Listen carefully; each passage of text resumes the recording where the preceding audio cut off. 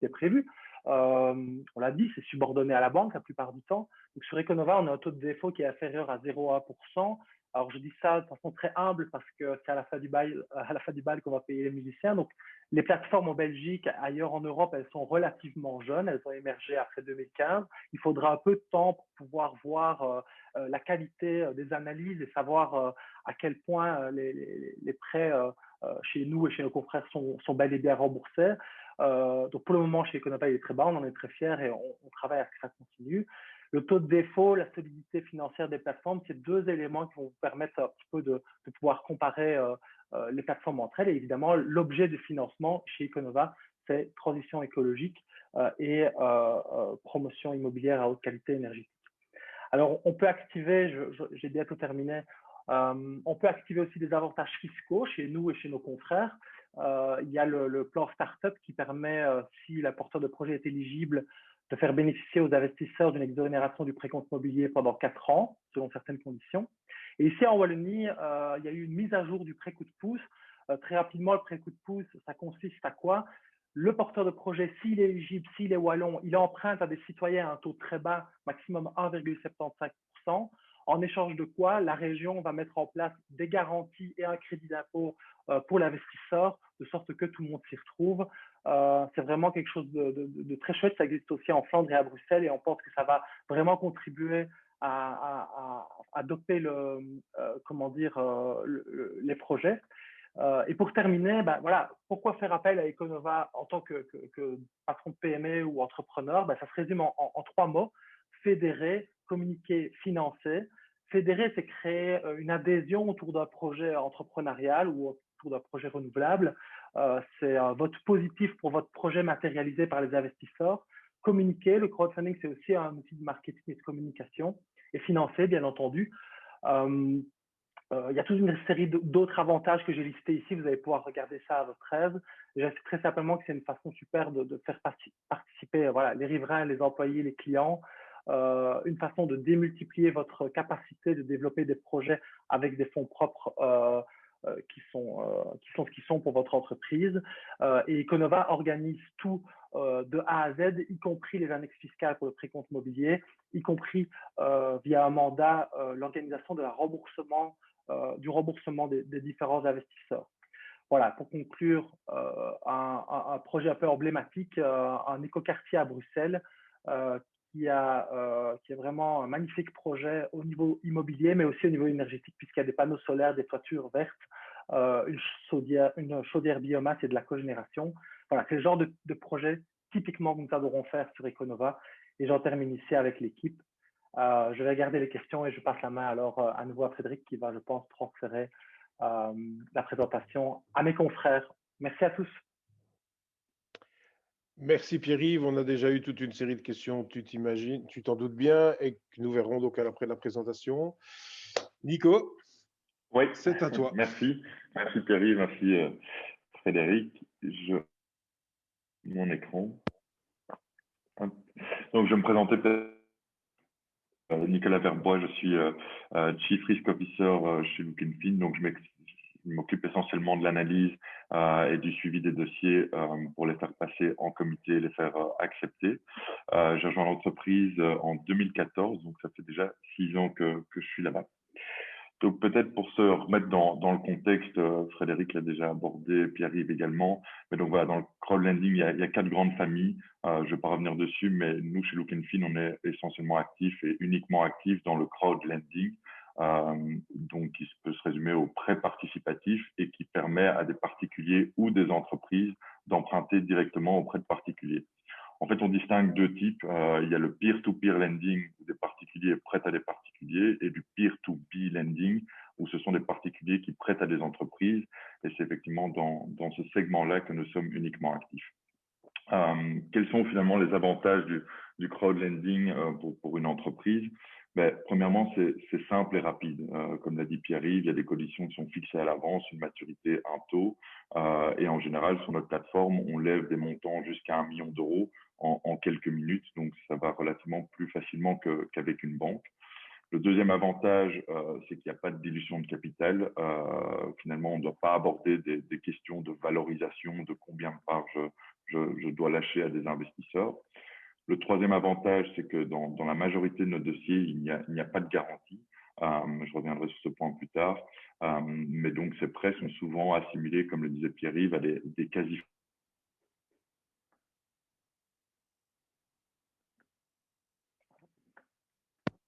On a été coupé. Nico, il y a un flocon qui passe mal. Nico, il y a un flocon qui a bloqué le flux d'Internet. Donc, si tu pouvais reprendre… J'en étais où dans ce que vous avez entendu? Je pense que c'est… Les quasi-fonds propres. Voilà, les quasi-fonds propres. Quasi-fonds propres.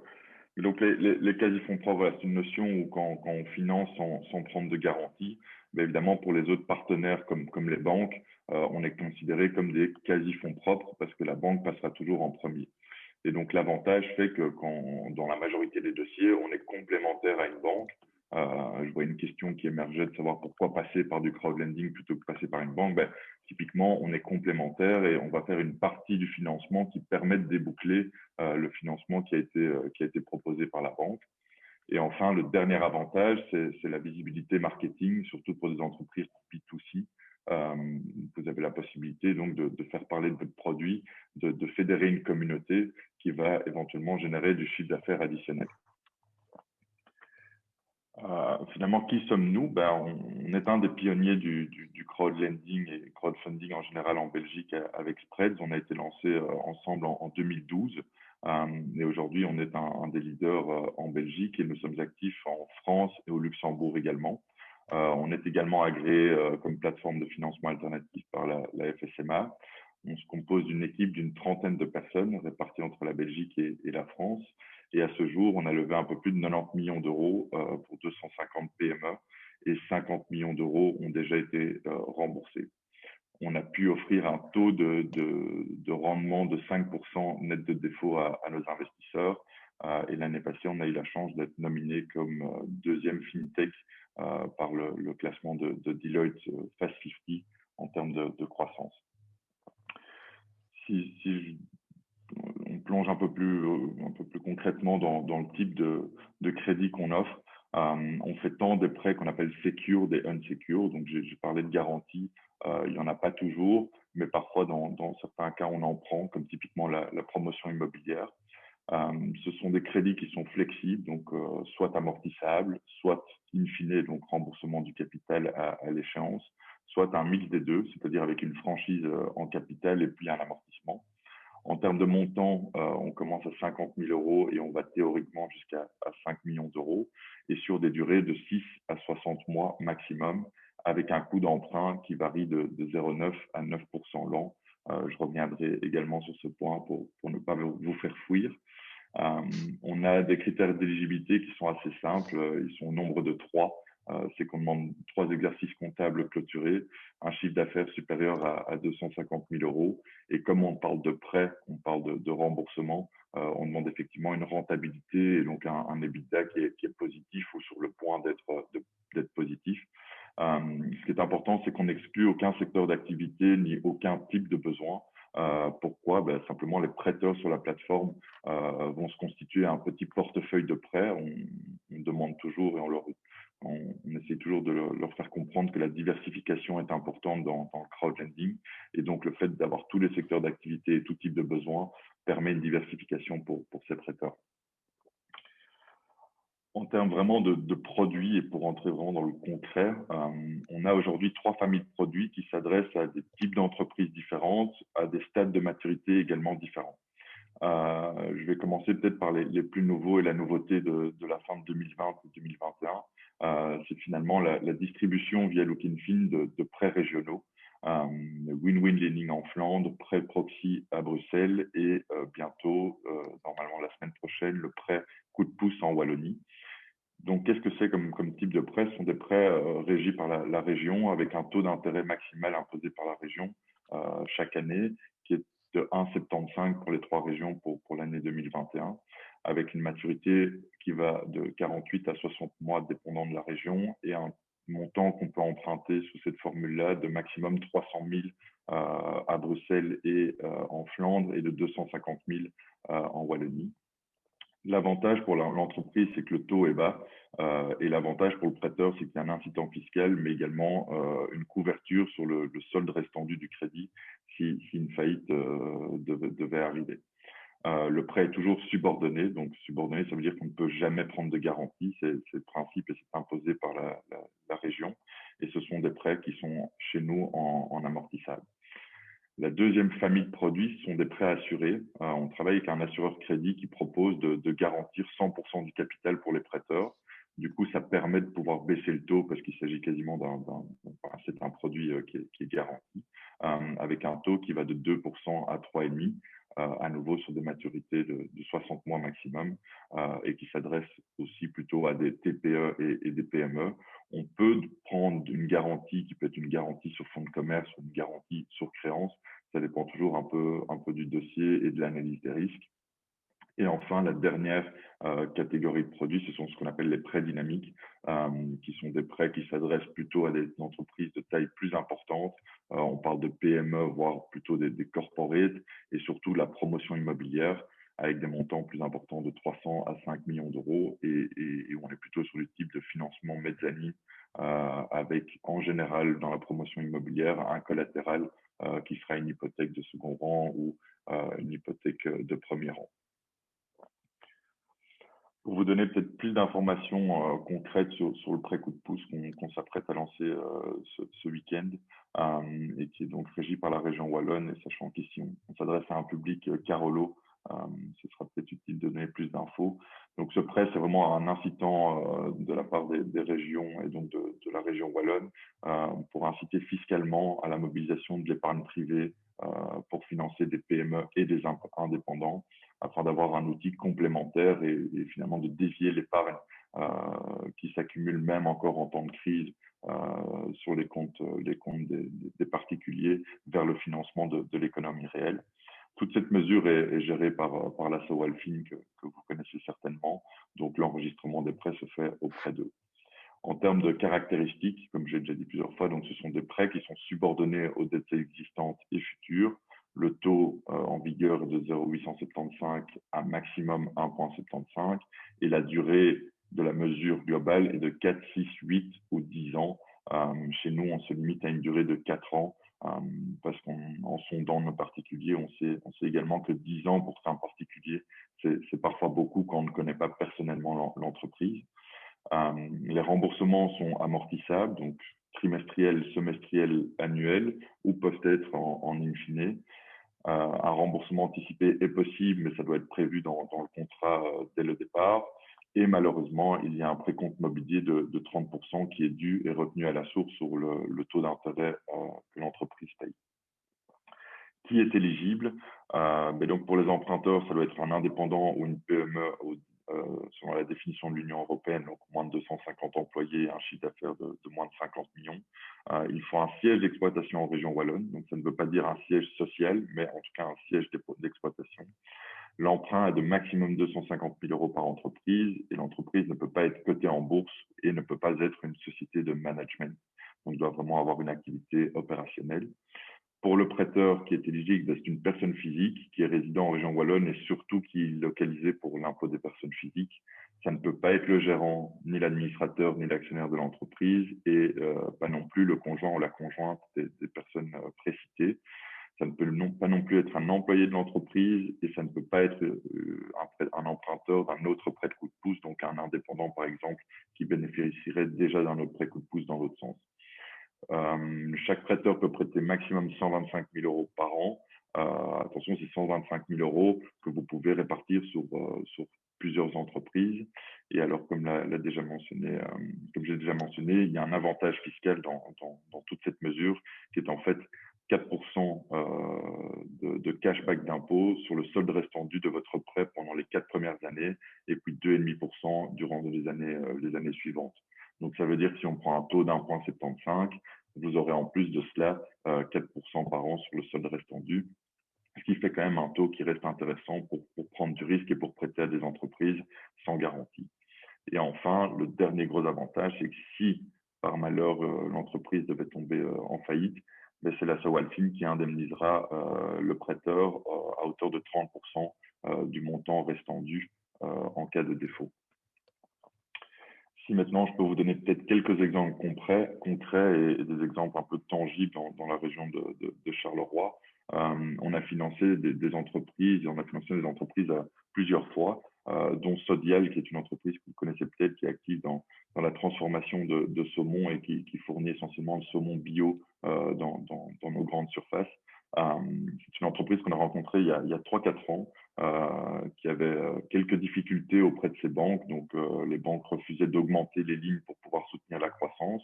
On a soutenu l'entreprise via un prêt dynamique dans un premier temps à hauteur de 200 000 €. Et par la suite, on a refait un financement il y a 2 ans à hauteur de 300 000 € via un prêt assuré avec un taux du coup moindre parce que l'entreprise s'était développée et avait des capacités de remboursement plus importantes. Un autre exemple qu'on connaît peut-être même tous hors de la région de Charleroi, mais c'est la société Frites à Papa que nous avons aidé et financé pour pouvoir réaliser l'investissement et ouvrir son établissement devant l'aéroport de Charleroi, où on s'arrête toujours avec grand plaisir avant de prendre l'avion ou en sortant de l'avion. Aujourd'hui, on s'apprête aussi à lancer ce week-end, donc finalement un bon exemple du schéma que je vous montre ici.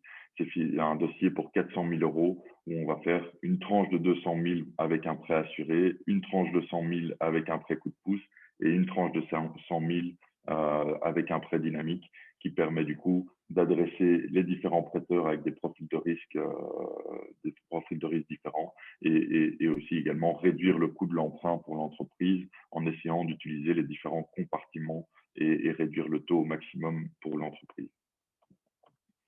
Voilà, n'hésitez pas si vous avez des questions par la suite et vous avez mes coordonnées ici en fin de présentation. Merci Nicolas. Alors maintenant, le régional de l'étape, je peux dire ça comme ça. Gilles.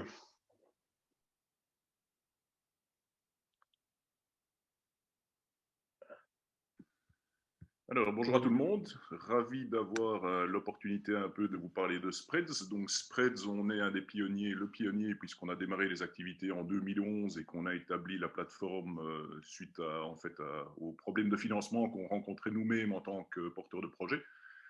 Donc, on s'est fédéré à plusieurs, ce qui nous a donné l'idée de faire également une association avec différents intervenants, que ce soit le grand public, des institutionnels, pour vraiment commencer à créer des effets de levier autour du financement en capital et en dette. Donc, nous sommes présents sur les deux segments.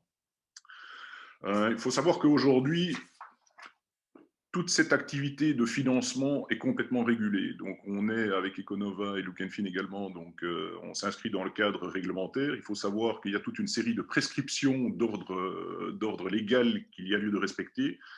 Souvent, soit de communiquer un prospectus ou un info-mémo, qui sont des opérations très souvent chères et lourdes et qui visent en fait en règle générale à protéger l'investisseur. Donc, il faut savoir que pour commencer à financer votre propre société, si vous vous adressez uniquement à des investisseurs qualifiés, si vous faites un appel à moins de 150 personnes, si vous avez des tranches d'au moins 100 000 €, ce qui est difficile en site de trouver évidemment, et que vous remplissez uniquement ces conditions, à ce moment-là, vous pouvez faire un financement à travers votre propre appel. Si par contre, ces éléments-là ne sont pas respectés, vous devez passer par une des plateformes qui présente aujourd'hui. Alors, nous avons créé Spreads, je vous dis, en 2011-2012. Je ne sais pas pourquoi je n'arrive pas à changer de slide, c'est fantastique. OK. Donc, qu'est-ce qu'on a fait? On est sorti un peu du métier du fundraising pour vraiment vous permettre, en tant que porteur de projet, d'être accompagné tout au long de votre financement. Donc, on a développé Spreads maintenant et on a établi le pivot comme vraiment une structure, je dirais, de gestion d'actifs. Donc, on est une PaaS, donc une plateforme as a service. Et on va généralement essayer d'accompagner le porteur de projet jusqu'à l'aspect IPO et donc automatiser toutes les actions financières et juridiques qui sont liées à la gestion d'actifs.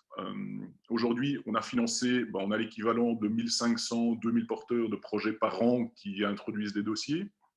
Donc, il y a Sur base de critères et à travers la plateforme, donc on a développé toute une série de critères objectifs et un algorithme qui permettent à ce moment-là de voir si les dossiers sont crowdfundables en tant que tels.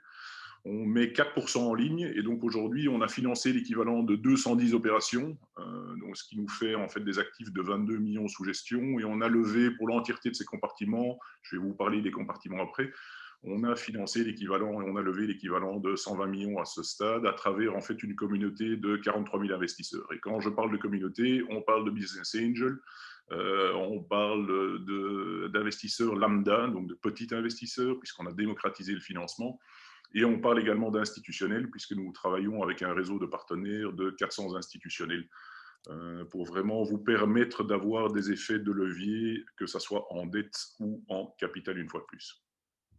Donc, comment est-ce que cela fonctionne concrètement? Donc, on a constitué en fait une structure légale qui est totalement unique et qui va viser à protéger quelque part les intérêts des porteurs de projets que vous êtes, mais également quelque part simplifier tout, je dirais, l'aspect lié au financement en tant que tel, c'est-à-dire simplifier vraiment tout le côté administratif, que ce soit pour vous, porteurs de projets, mais également pour les investisseurs. Alors, il faut savoir qu'en dessous de Spreads, nous avons constitué Spread Finance, qui est en fait le véhicule dans lequel les montants vont être générés, collectés, administrés.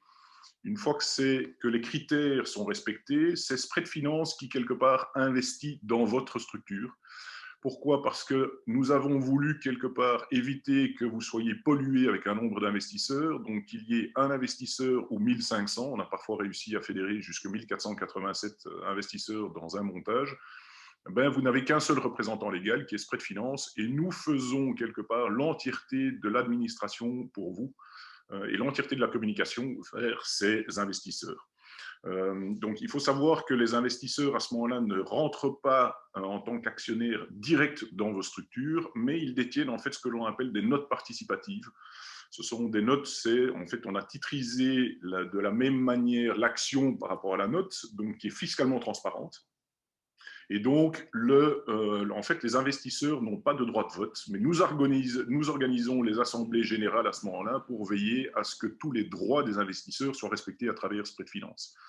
Il faut savoir que tous les compartiments que nous avons financés, donc les 210 sociétés aujourd'hui, sont complètement ségrégés et donc hermétiques, ce qu'on appelle bankruptcy remote. Donc, il n'y a pas de risque de défaut d'une structure par rapport à l'autre en cas de manquement ou de défaut ou de faillite éventuellement. Donc, c'est également la particularité du montage que l'on a créé et qui est plus intéressant pour les investisseurs en tant que tels. Il faut savoir, on a déjà parlé des investisseurs qu'est le crowd, on a déjà parlé des avantages, vous l'avez entendu. Il faut savoir qu'aujourd'hui, la gestion du crowd à travers des véhicules qui sont régulés est fondamentale et vous permet à vous, en tant que porteur de projet, puisque je voyais déjà les questions qui émergeaient sur la plateforme derrière, de vous, quelque part, décharger de cette bande passante administrative qui est souvent lourde. Vous avez entendu qu'il y a vraiment toute une série de critères qui sont malheureusement là, il y a lieu de justifier. Et donc, passer par une structure régulée vous permet de, quelque part, simplifier tout ce processus administratif, juridique et légal. Alors, quand je vous parlais de procédure, en fait, on a 3 grands axes sur la plateforme. C'est qu'aujourd'hui, c'est faire appel à du crowd, à des privés, à vos tantes, à vos oncles. C'est quelque chose de, somme toute, relativement simple. Mais il y a toute une série d'opérations derrière qui doivent être documentées. Donc, tout ce qui concerne, en fait, la levée de fonds, ce qu'on appelle le fundraising, c'est qu'on va organiser quelque part tout l'aspect d'identification de vos investisseurs. Donc, ce sont des critères totalement légaux. Il faut pouvoir, ce qu'on appelle le KYC, savoir qui est votre investisseur, s'il est bien domicilié en Belgique ou pas, et de savoir d'une manière ou d'une autre si le compte bancaire qu'il mentionne est bien son compte bancaire en cas de remboursement, si on parle de prêt avec des échéances.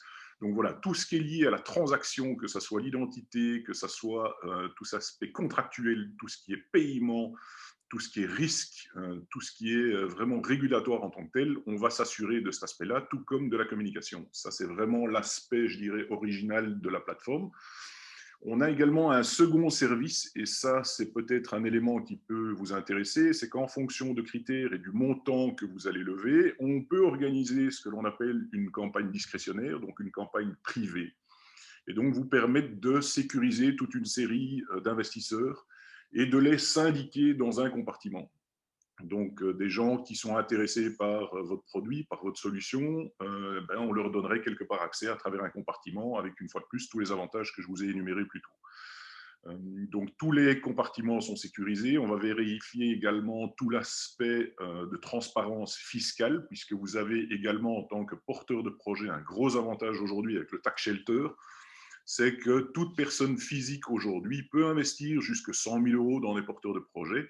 Nous, en tant que plateforme, nous avons le devoir de quelque part valider que les aspects d'éligibilité soient totalement respectés.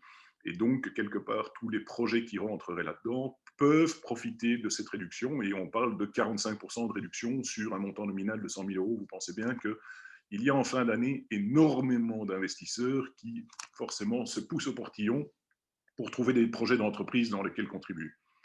Donc, il y a également tout l'aspect concernant le processus de décision, puisque une fois que vous avez fédéré tous les investisseurs, si vous voulez faire ça, c'est très bien, mais si vous avez 15 personnes autour de la table, il va falloir vérifier que quelque part tous leurs droits soient respectés en termes de vote, en termes de présence, en termes de droit de suite éventuellement, puisque s'il y a un premier investissement, ils ne vont pas vouloir se faire diluer, donc il va falloir que les conditions soient respectées.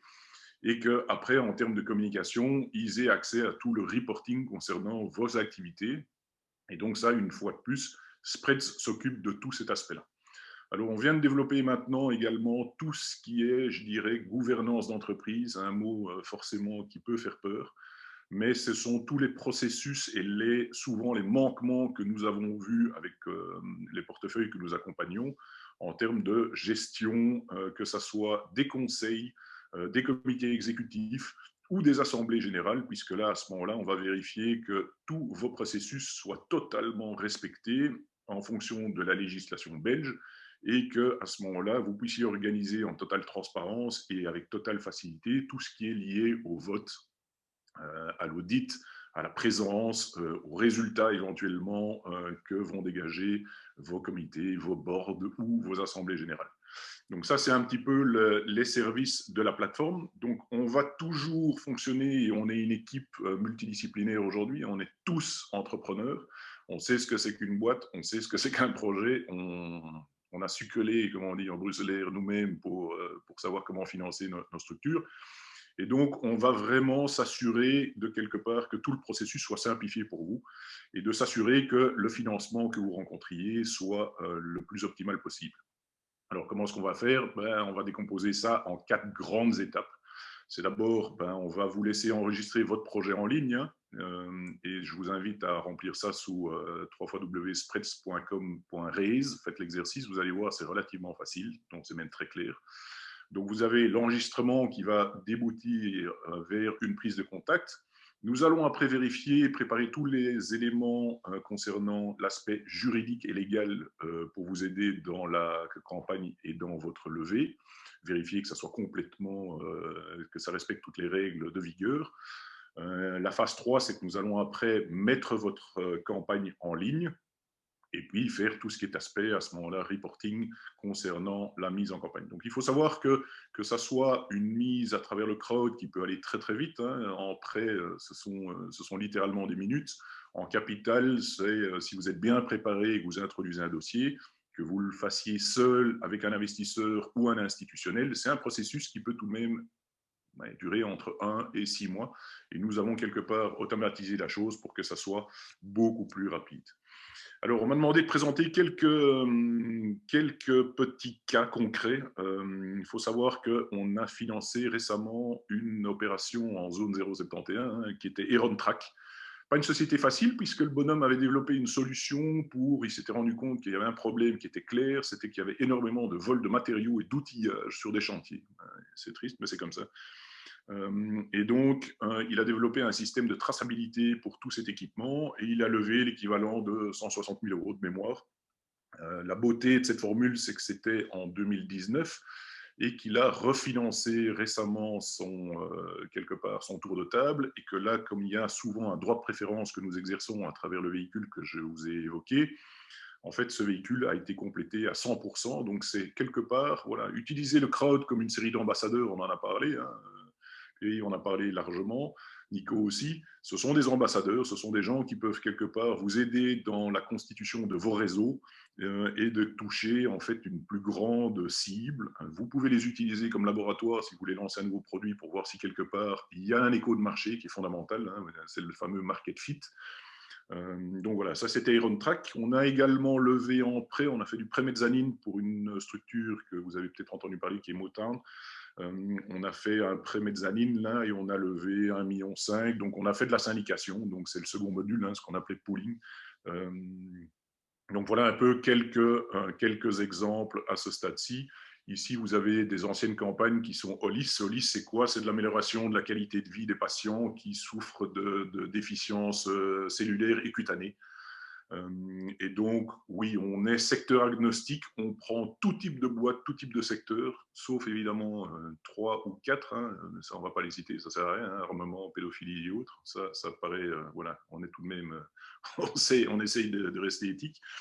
Et concernant tout ce qui est durable, puisqu'il y a déjà une question qui était passée, oui, on va s'assurer que, sur base de critères qui ont été définis par l'Organisation des Nations Unies hein, dans le cadre des ODD, tous les critères, quelque part, soient respectés, que ce soit tant santé, bien-être, événementiel, environnemental, sociétal, donc que tous les KPI sur base de cette charte soient quelque part impliqués au niveau des porteurs de projets.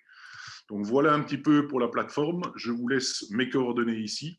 Donc n'hésitez pas, hein, de toute façon on est tous disponibles, il n'y a pas de souci en ce qui vous concerne. Et ravi du temps et on attend avec impatience de fuser vos questions.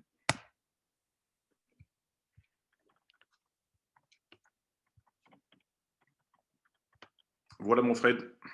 Merci Gilles pour toutes ces explications claires et complètes. Merci aussi Nico, merci aussi Pierre-Yves. Arrive le moment de notre tour de table. Bon, il y a aussi toute une série de questions et quand je vois le nombre de questions, on passera peut-être plus de temps autour de sur les questions que sur le tour de table. Moi, j'avais 2-3 questions comme ça à vous poser. Quand on sait qu'on a 292 milliards d'euros qui traînent sur les comptes épargne en Belgique, que notre secrétaire d'État à la relance prône pour que le privé puisse investir dans l'entreprise, quels pourraient être, selon vous, les différents adjuvants, quels pourraient être les différents leviers qu'on pourrait actionner, en tout cas, pour favoriser cette épargne? Et est-ce que, finalement, investir dans du crowdfunding, ce n'est pas un acte militant? Tout à fait, je crois qu'on est tous les trois d'accord sur le point que le précompte mobilier, en tout cas sur les prêts, devrait être supprimé afin d'inciter les particuliers d'investir. On l'a vu, les régions mettent des choses en place avec des prêts régionaux, avec des taux d'intérêt qui sont assez bas pour permettre justement aux entreprises d'emprunter à des coûts raisonnables. Mais malheureusement, même sur le taux d'1,75, ce précompte mobilier de 30% s'applique toujours. Ce qui semble quand même un peu aberrant, bien que la région, elle, finalement, octroie un crédit d'impôt de 4% par an. Derrière, le fédéral, lui, continue à facturer, entre guillemets, ou à prendre le précompte mobilier de 30%. Donc ça, c'est vraiment quelque chose, je crois, où on parle de nouveau. C'est un peu, en effet, donc le précompte mobilier, c'est quelque chose sur lequel on devrait tous les trois aller faire un peu de lobby par rapport à ça. Mais je vais attirer l'attention des spectateurs sur un point. En fait, aucune de nos plateformes n'a du mal à financer ces projets. Donc, il y a un vrai déficit de projets. Il y a beaucoup plus de demandes des investisseurs que de projets. Donc, par rapport à l'activation de l'épargne, la question est moins qu'est-ce qu'on peut faire pour les citoyens pour investir plus? La question, c'est comment est-ce qu'on va motiver les entrepreneurs à faire appel au crowdfunding et à faire en sorte que la finance alternative devienne un vrai pilier de financement systémique. Et donc, les prêts régionaux, c'est une solution puisque qu'est-ce que ça a comme effet?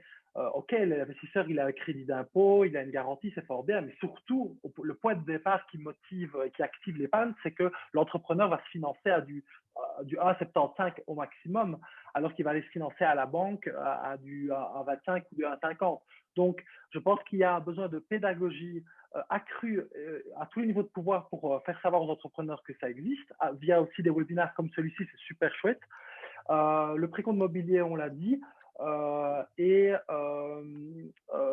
Voilà, je crois que les barrières, c'est beaucoup de méconnaissance. Et on pourrait aussi imaginer faire sauter quelques freins au niveau des prêts régionaux, comme le montant maximum, etc. Mais fondamentalement, il faut que les entrepreneurs soient intéressés par la finance alternative. La finance alternative, c'est un double coût, le coût de l'argent d'une part et le coût de la plateforme d'autre part. Et donc, il faut trouver des mécanismes qui vont faire en sorte que ces deux coûts soient malgré tout sexy pour les entrepreneurs. Voilà un petit peu ce que je crois qu'il faudrait faire. Je partage ton avis, hein, Pierre-Yves. Alors, il y a certainement des innovations sur le plan fiscal et je pense que le gouvernement a mis aujourd'hui des mesures qui sont certes intéressantes, mais qui sont malheureusement pas suffisantes, hein. On voit l'épargne qui dort. Les gens sont timides concernant l'investissement early stage, que ce soit le prêt ou les besoins de financement court terme.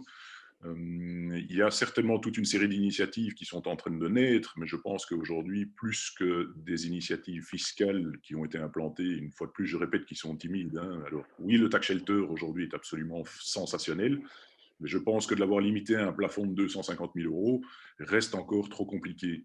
Je pense que là, il devrait avoir le courage de se dire aujourd'hui, sachant que nous levons en moyenne, en règle générale, par porteur de projet, l'équivalent de 450 000, 500 000 €, d'aller augmenter ce seuil pour permettre en fait à un plus grand nombre d'acteurs entrepreneuriaux, hein, Pierre-Yves en parlait, d'avoir accès à du financement. Et Nicolas en parlait tout à l'heure, c'est qu'aujourd'hui, vous savez qu'à travers du prêt, si vous attachez ça à du grand public, c'est considéré comme des fonds propres.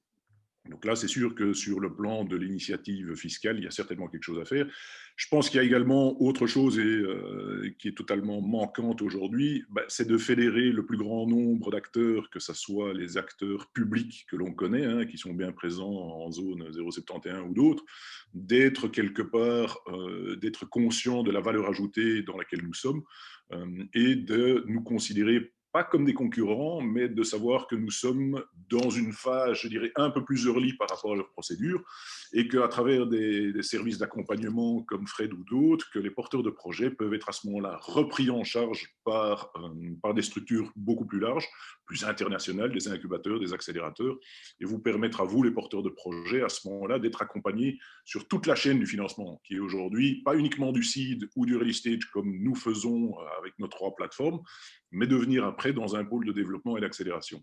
Ça, je pense que c'est clairement une des initiatives que l'on doit, nous en tout cas, c'est notre rôle en tant que plateforme, hein, c'est peut-être de serrer les coudes et d'amener des acteurs que nous finançons vers des Euronext pour à ce moment-là les amener dans le phase d'IPO.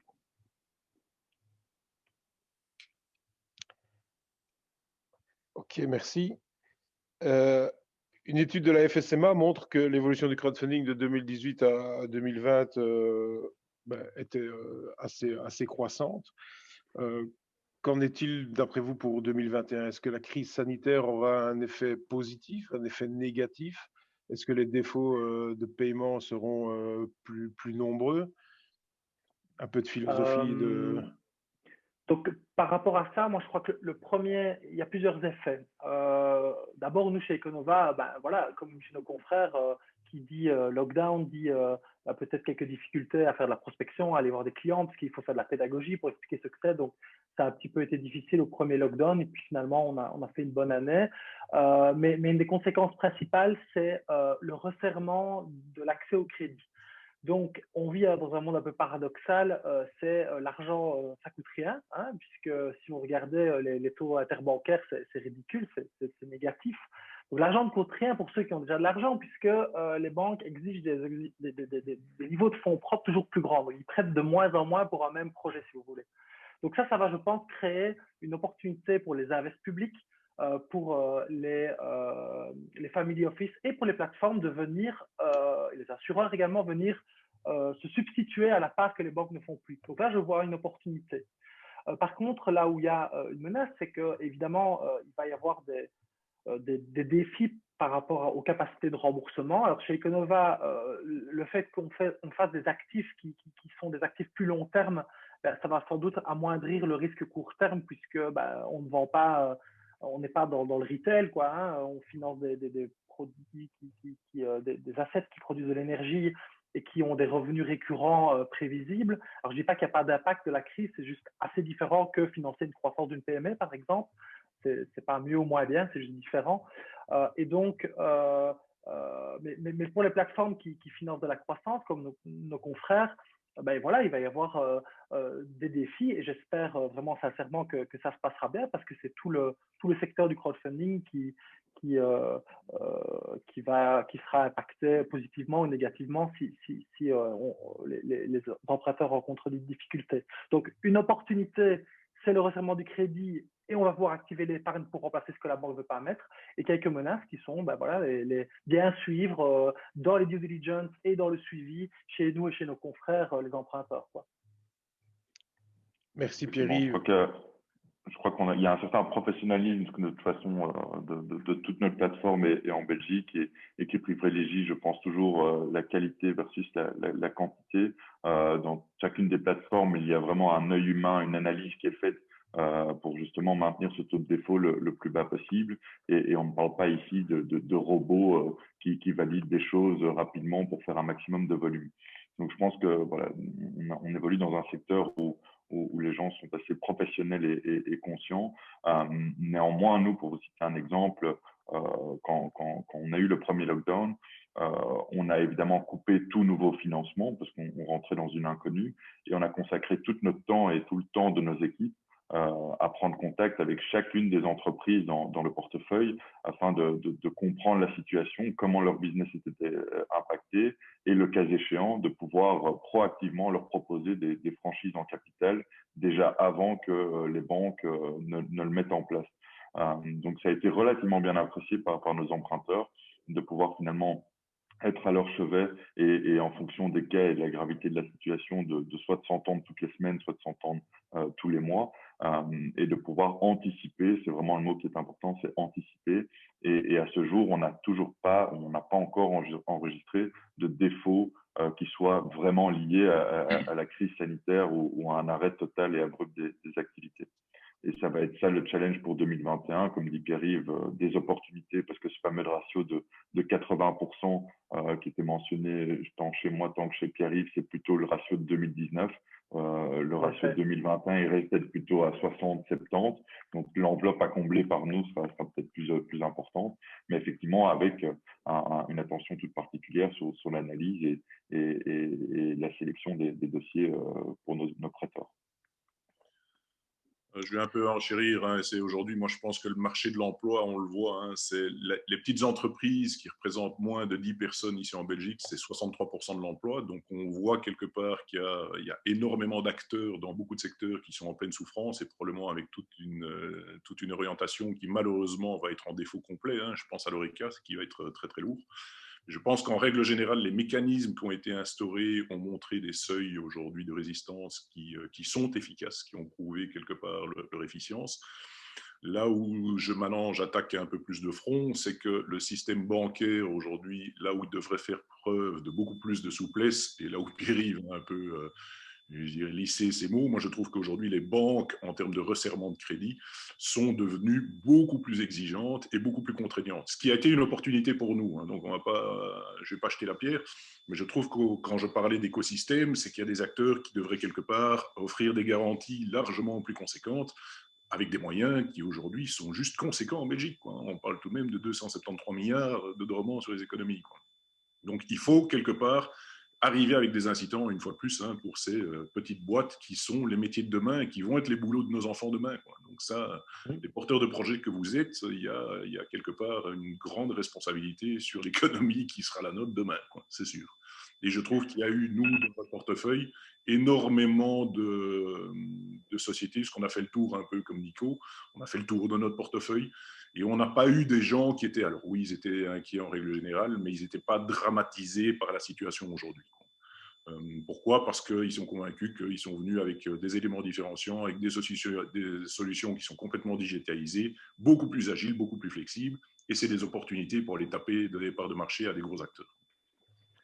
Oui, juste pour terminer, Frédéric, il faut quand même se rendre compte qu'au niveau des crédits bancaires, juste pour conclure, c'est les banques se financent à des taux négatifs, bénéficient de garanties parfois européennes, vous demandent, votre porteur de projet, ceinture, bretelles, les clés de la baraque, les actifs, le fonds de commerce.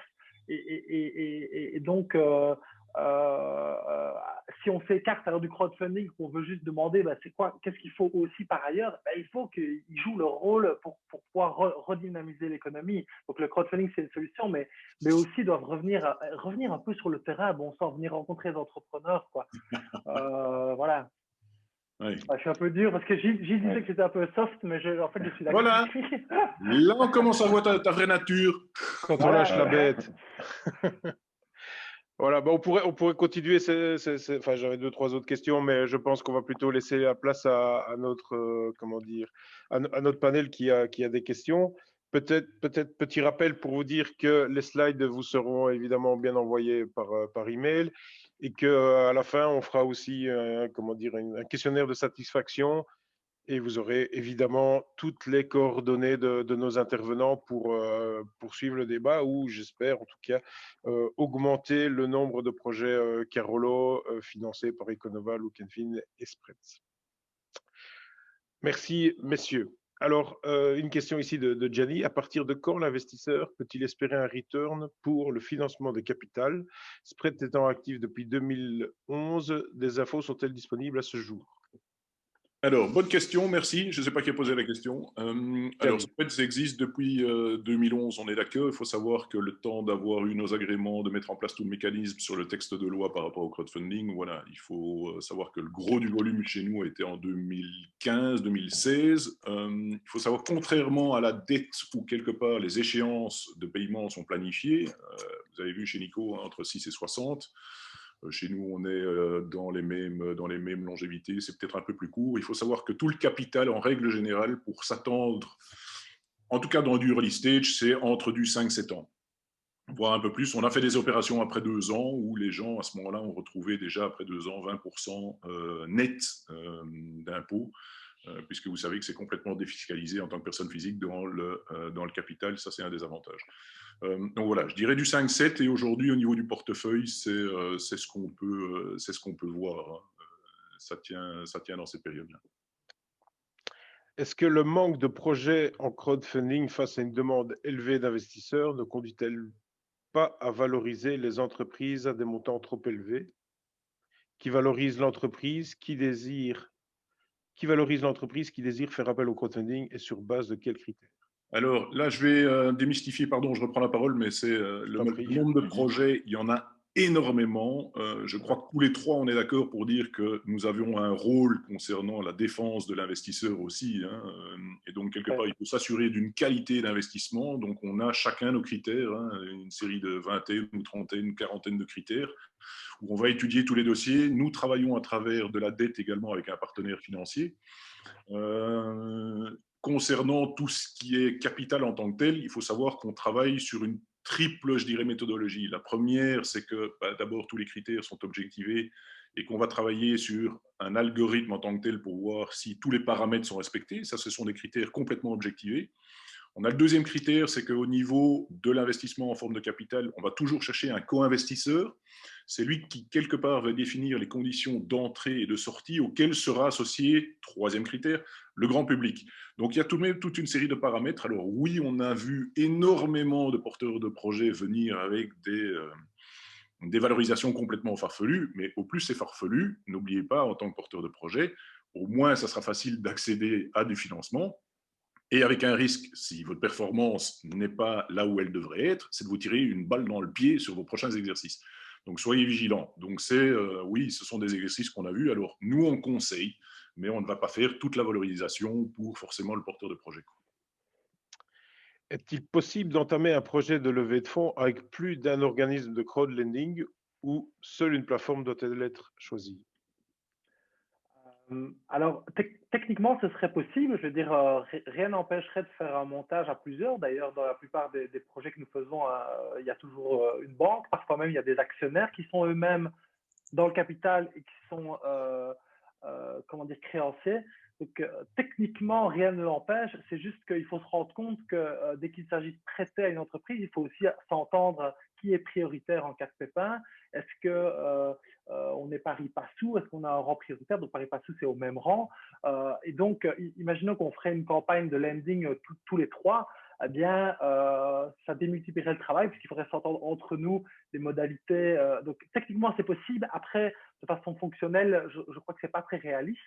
Par contre, si vous avez un investisseur public qui est là en dette chez vous, un actionnaire, même historiquement, ben là, alors les plateformes, je parle pour Econova, mais je suis sûr que c'est pareil pour nos confrères, alors vont analyser la situation et voir comment on peut venir se greffer. Mais plusieurs plateformes en même temps, techniquement et légalement, ce serait envisageable, mais je pense que ce n'est pas souhaitable parce que trop complexe. Bon, on a déjà travaillé, pas encore avec toi, Pierre-Yves, hein, mais on a déjà travaillé avec Look & Fin. C'est sûr voilà. que là, le paramétrage doit être très précis pour éviter ce qu'on appelle du Ponzi, hein, forcément. Ouais. De trouver du financement pour rembourser les échéances du prêt précédent. Donc ça, c'est souvent voilà, un jeu qui est dangereux et dont il faut également s'assurer si on va combiner deux plateformes ou trois.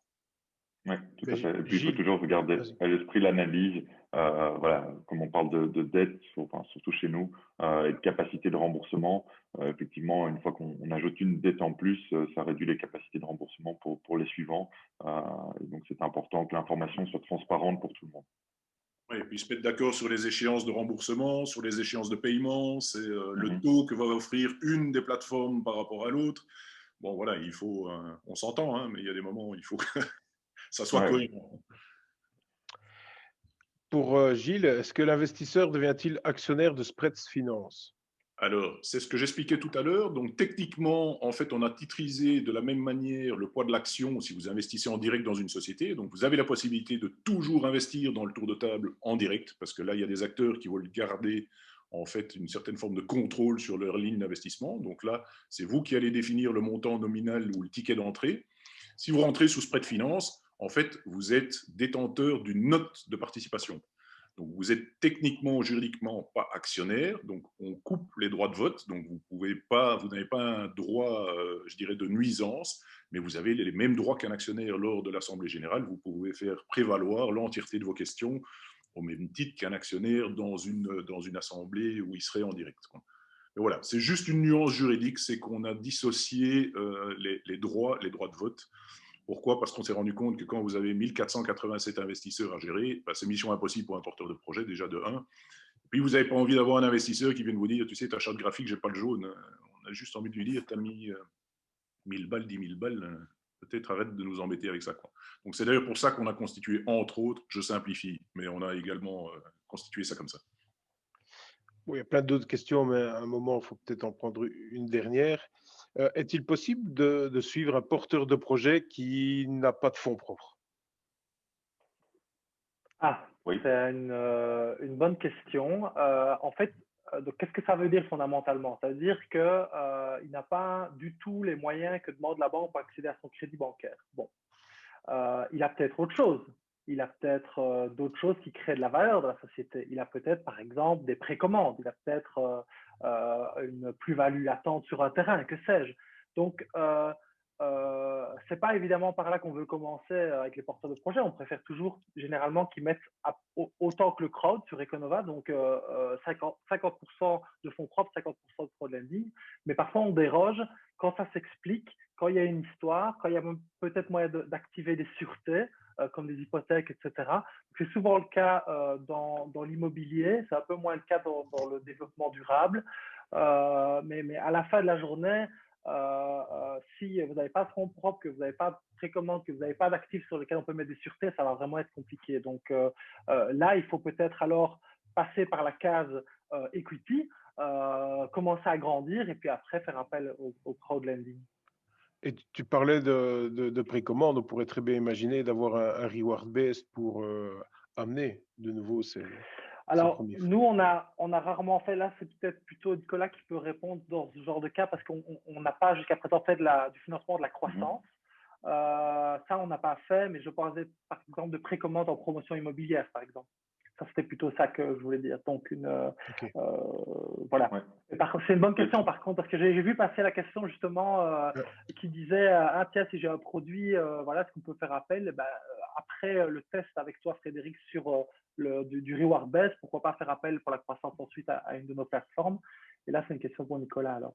Oui, effectivement, ben, il y a pour vraiment Gilles une également. logique. Il y a vraiment une logique dans le financement et dans les différents types de crowdfunding, qui est donc le terme générique qui rassemble le tout. Donc, dans les slides, en fait, souvent, on commence soit par du don, donc vraiment du don sans contrepartie, c'est simplement vraiment un don d'une personne. On commence à développer son produit.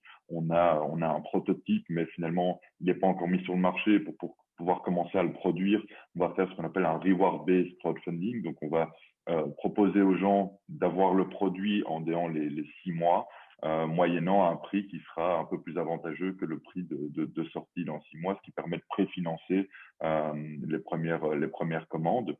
Une fois qu'on a donc ce produit qui est livré, en général, on peut faire appel au crowd equity, qui du coup permet de fédérer des nouveaux actionnaires et d'avoir une communauté de personnes qui parlent du produit. Et puis enfin, une fois qu'on atteint le point de rentabilité ou qu'on est en phase de l'atteindre, on peut faire appel à du crowdlending en complémentarité avec le financement bancaire qui généralement vient à partir du moment où la boîte est rentable. Un tout grand merci.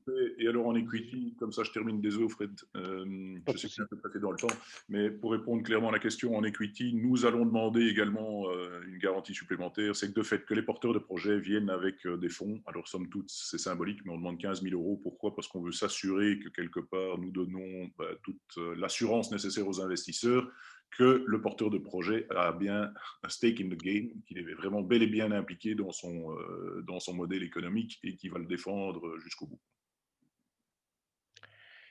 Mais je pense qu'on pourrait encore tenir 1 heure et ça fait plaisir de vous avoir là de l'autre côté de l'écran, mais j'espère qu'en 2022, parce que voilà, en 2022 ou en 2000, dans le courant de 2021, on pourra se croiser avec des projets issus du tissu économique Carolo et pourquoi pas renouveler cette expérience, mais alors dans la vraie vie, plus sur SimCity, dans la vraie vie en 2022. En tout cas, je pense que le rendez-vous est pris et faire quelque chose d'un peu innovant là derrière. Je vous remercie en tout cas, Pierre-Yves, Nicolas et Gilles, pour le temps que vous consacrez, la rapidité avec laquelle vous avez répondu à notre demande et auquel on a reçu les slides. Donc je rappelle qu'on recevra de nouveau, que vous recevrez tous les slides dans vos boîtes mail. Un petit sondage de satisfaction vous sera aussi envoyé. N'hésitez pas non plus à contacter Gilles, Pierre-Yves et Nicolas si vous avez des projets qui nous le feront savoir de toute façon. Je vous invite aussi le 4 février à un nouveau webinaire, bien gérer sa trésorerie pour mieux anticiper. OK, mais comment? Donc inscrivez-vous sur le web. Nous vous remercions tous et toutes pour votre présence. Nous vous souhaitons une excellente journée et n'hésitez pas à faire appel à nous si vous avez un projet. À très bientôt. Merci à vous, Merci Frédéric à et tous. Au Margot, revoir. pour l'organisation du webinaire aussi. Oui, Good merci job. pour l'opportunité, c'est sympa. Merci. Merci les gars. À Au bientôt. revoir tout le monde. À bientôt. Au revoir. À plus tard, au revoir.